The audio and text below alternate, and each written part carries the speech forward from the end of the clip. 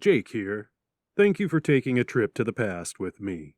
The original podcast version of The Americans will be released weekly, but if you don't want to wait, then go to jakebible.substack.com and become a paid subscriber. You'll receive access to all of The Americans as well as early release novels, audiobooks, and other exclusive extras.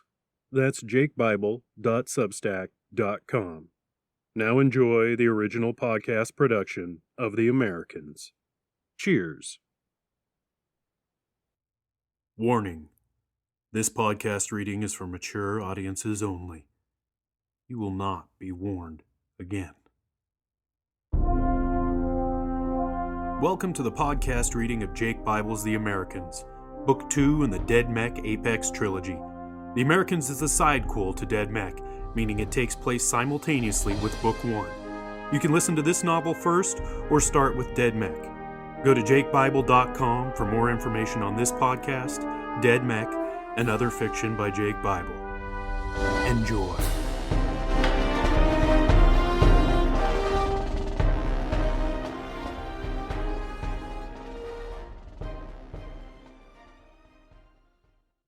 Hey, welcome back, y'all. Surprise, there is an episode this week. Yep, plans changed, things didn't happen as planned, since the plans changed.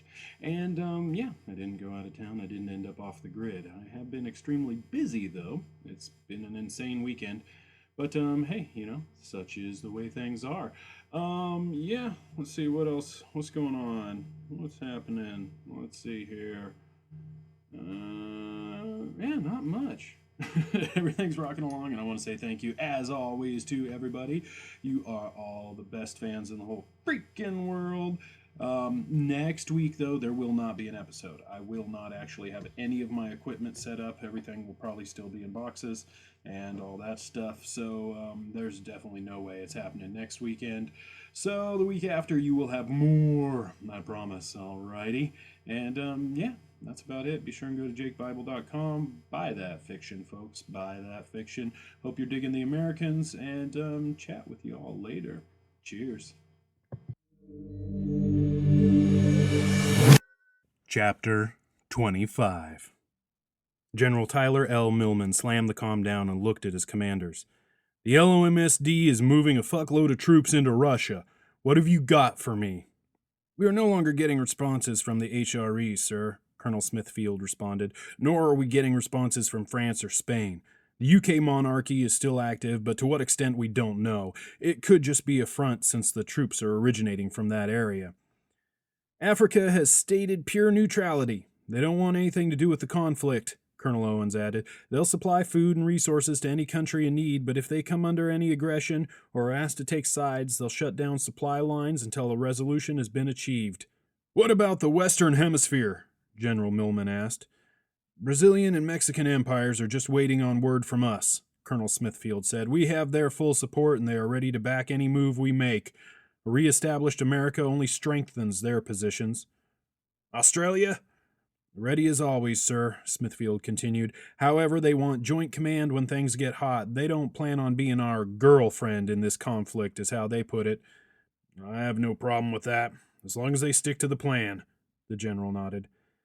Canada is more of an issue, sir, Colonel Owens added. They've been babysitting North America for 300 years and are a little hesitant to just let us move back in, sir. They want a joint alliance, a united North America, not just an America.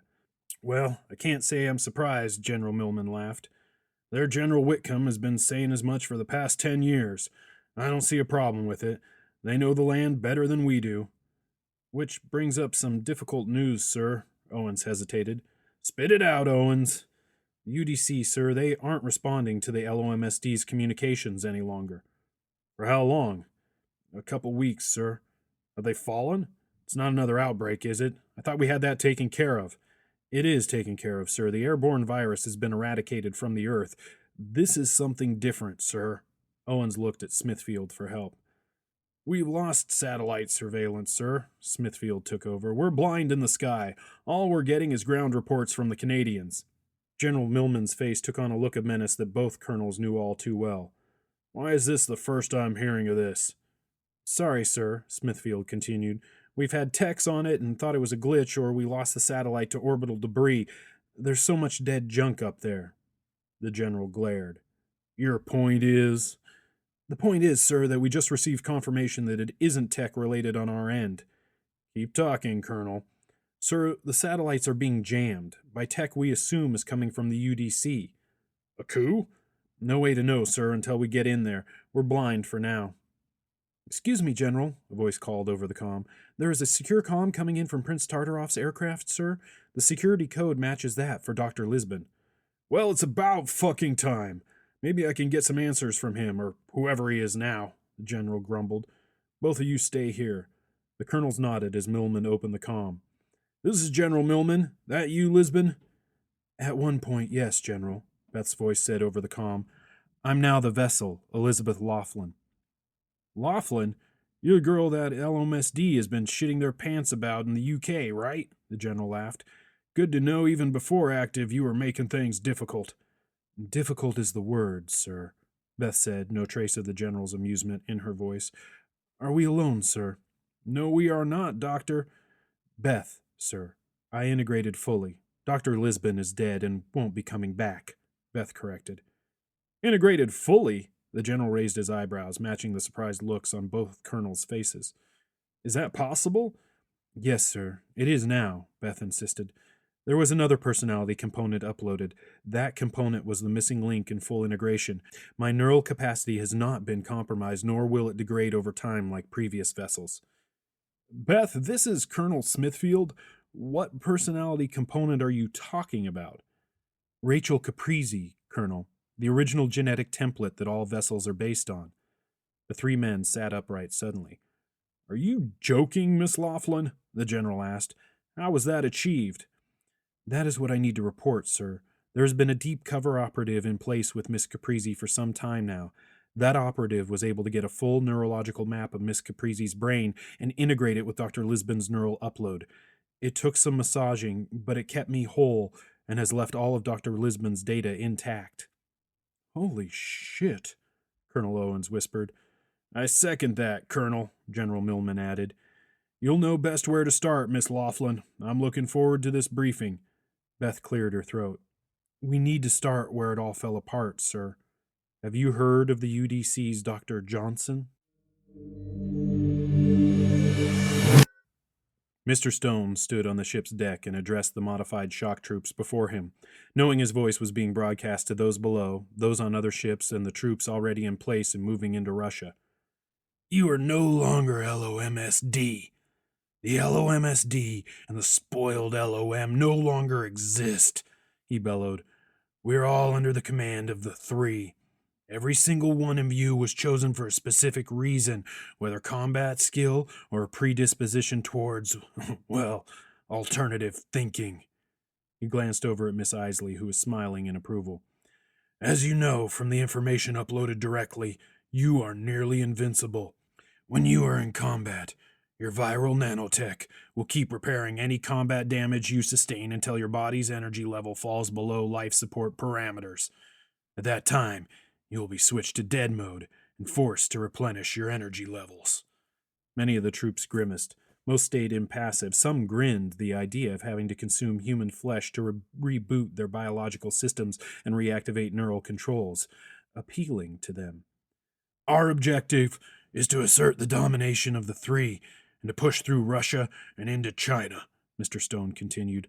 "Once in China, we will split, with one faction heading across the Chinese landscape to Beijing and a smaller faction pushing on to Tibet and the last American outpost. The world will fall under control of the Three, and it's our jobs to make that happen.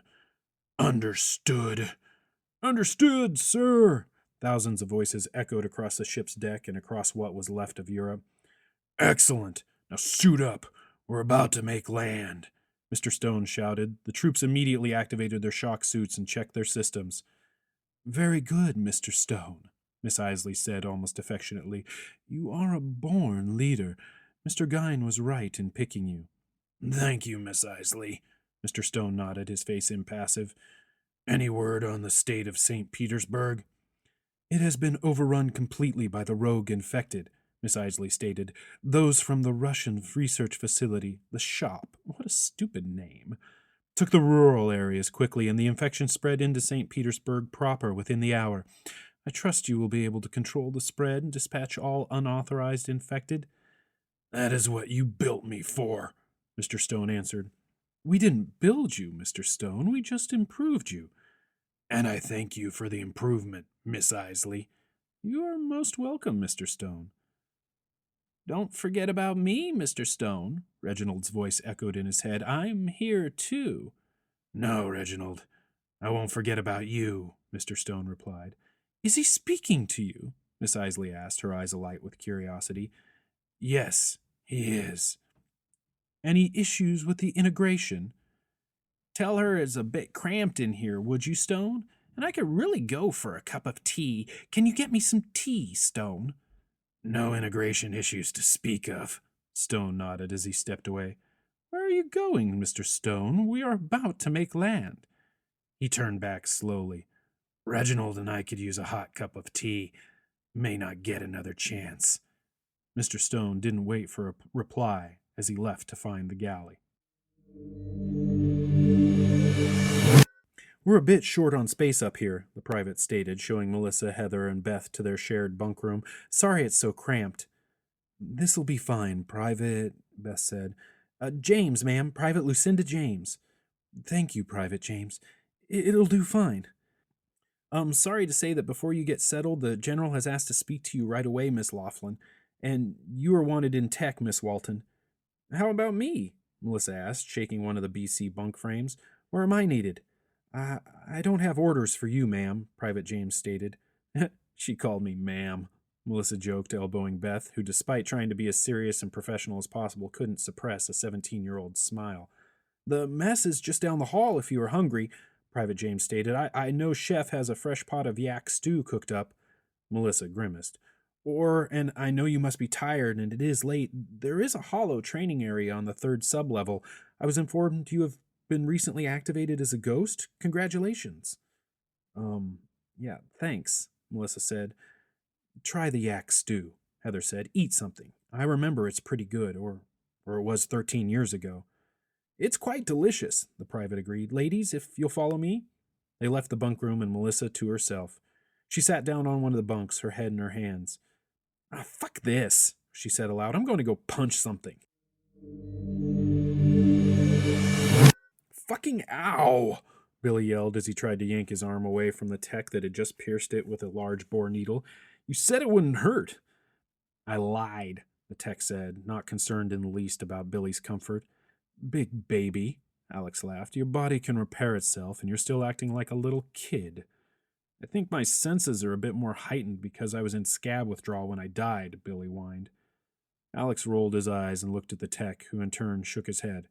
Right, just like a junkie to blame it on the scabs. Hey, you can stop acting all high and mighty, Mr. Prince. You're the reason we're in this state. Alex's mood shifted noticeably, and Billy wished right away he could take it back. Sorry, that wasn't fair. I know it was for Voss. He was a great guy. Yep, the best of us all, Alex agreed, closing his eyes and leaning back into the reclined exam chair. Ow! You're doing that on purpose! Billy yelled at the tech again as the needle was pulled from his arm. The door slid open and Heather stepped inside, accompanied by another tech. Welcome to the party, Miss Walton, Billy sneered. There's plenty of torture to go around. Heather ignored Billy and sat in the exam chair offered to her. How are you holding up? Alex asked her. As well as can be expected when missing 13 years of my life, finding out my sister and her husband are dead and I've been raising my niece the whole time, Heather snorted. Not to mention that I died and was reanimated by some fucking nanotech virus. So you're doing well then, Alex joked, reaching his hand out and taking hers. Heather smiled and gripped his hand. Better. I'm hoping these folks can get my memories back. We'll try, one of the techs said, prepping her arm. This will hurt a bit. And that's not what they told me, Billy complained. Assholes. 7 techs stood about, admiring the BTT as Styles ran external diagnostics, putting the aircraft through its paces.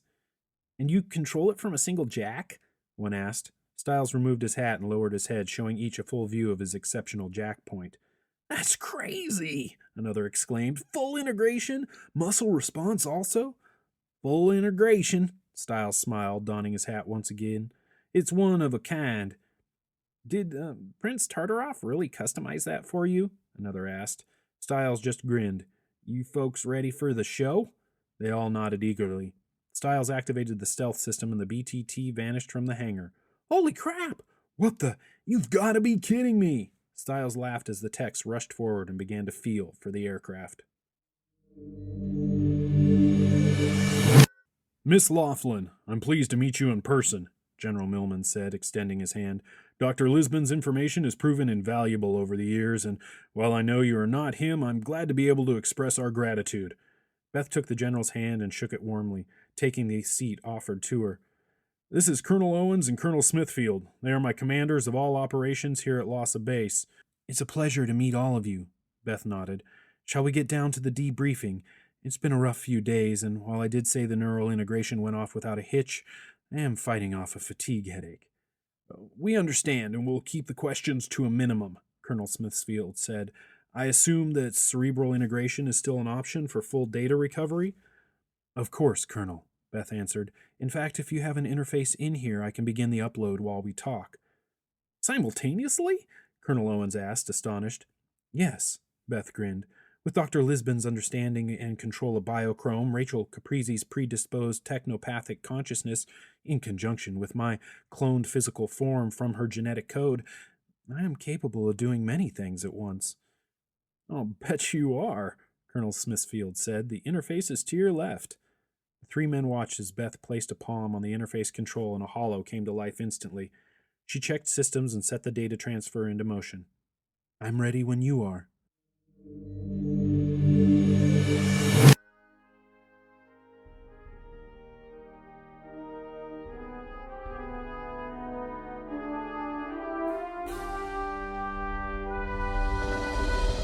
You've been listening to the podcast reading of Jake Bible's The Americans. This novel and recording are protected under whatever latest, greatest Creative Commons license is out there currently. Share this all you want. Just don't even try to make a buck off it without the express permission of the author, me. I hope you enjoyed this episode. For more information, please go to jakebible.com. Thanks for listening. Cheers. Thank you for listening to this episode of the re-release of the original podcast production of The Americans. Don't want to wait each week for a new episode? Go to jakebible.substack.com and become a paid subscriber. Want more audiobooks? Go to jakebible.com for info and access to dozens of Jake Bible fiction audiobooks and ebooks. Cheers.